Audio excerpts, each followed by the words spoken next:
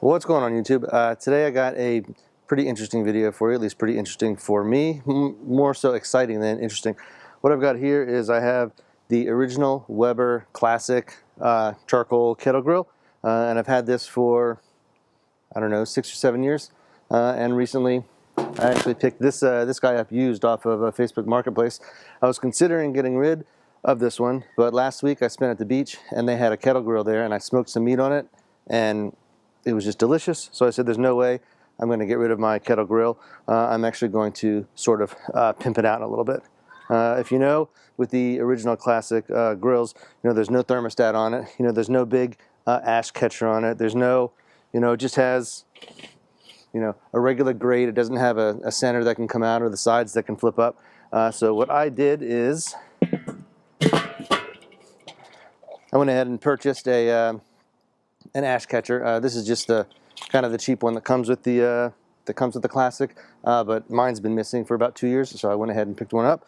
I also got a thermostat, and this thermostat, if you're familiar with most of the kettle grills that Weber makes, they actually put them on the back side, and that is, in my opinion, and most people that that smoke meat on their kettle grill, it's in the wrong place, because when you put the thermostat here, it's directly over the coals, and you're supposed to cook with the meat directly underneath the vent here. So what I'm going to do is I'm going to drill a little bit of a hole here, and I'm going to pop this guy in there. When you are purchasing a thermostat for your grill, you need to make sure that it's a good high temperature one.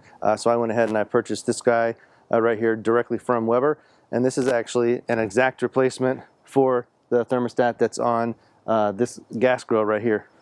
You can purchase this chrome ring that goes around it, but I thought that might be a little bit too big for my 22-inch kettle grill. So I'm just going to hit that with a punch, drill a hole, stick this through it, and tighten this little washer.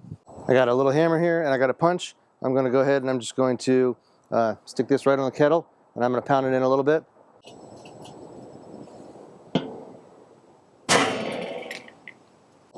Not sure if you can see, but that did actually take a little chunk of the paint off it, but that's okay, because I'm actually going to hit this with some high temperature spray paint just to make sure when I drill through I don't have any exposed metal. So let's get a drill bit. Starting off with a very small bit, I believe it is it's a 5/32, just to get kind of a pilot hole through.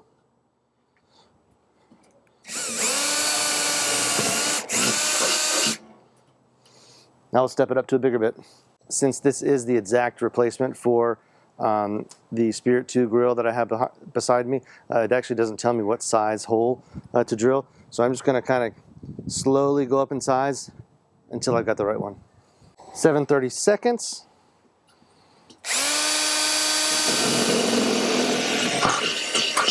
Quarter inch.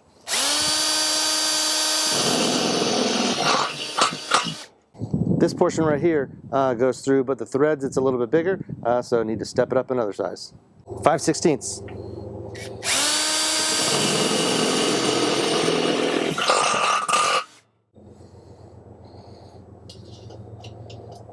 Almost. We'll go up to 3/8. 3/8.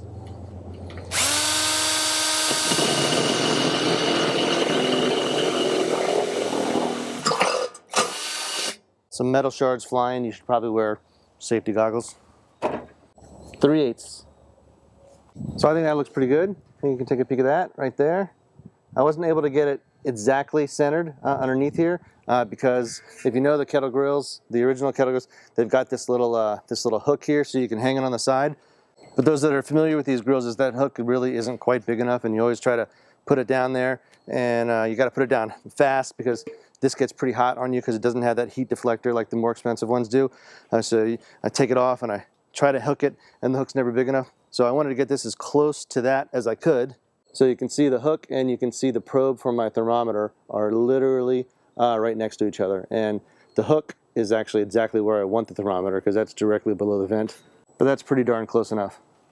Just this one little mod not only makes the kettle look a lot nicer, it also gives you the option to know what the approximate temperature is right on the area of the grill that you're cooking from.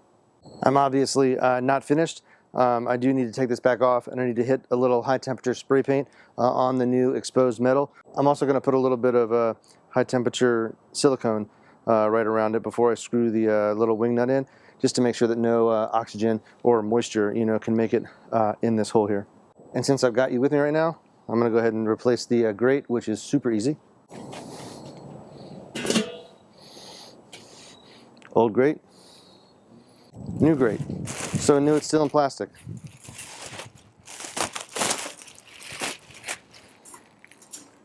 And this does have the two sides that open up. Of course, it's got little zip ties on it right now, so it won't open.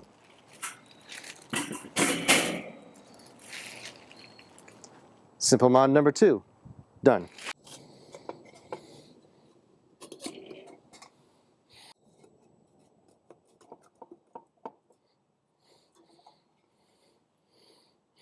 Voila, mod number 3.